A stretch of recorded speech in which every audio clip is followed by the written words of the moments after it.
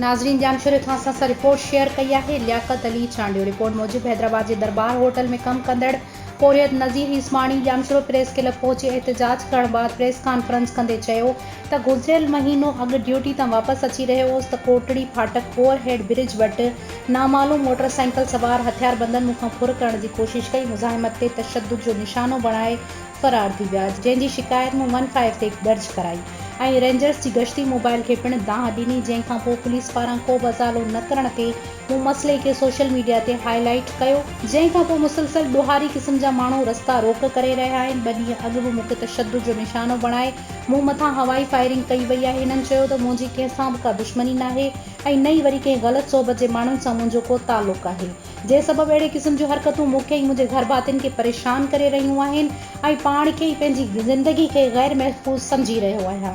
इन करे जामशोरे press club ते दांह खणी आयो आहियां त मुंहिंजो आवाज़ आला ऐवाननि ताईं पहुचाए मूंखे तहफ़्फ़ुज़ फ़राहम कयो वञे।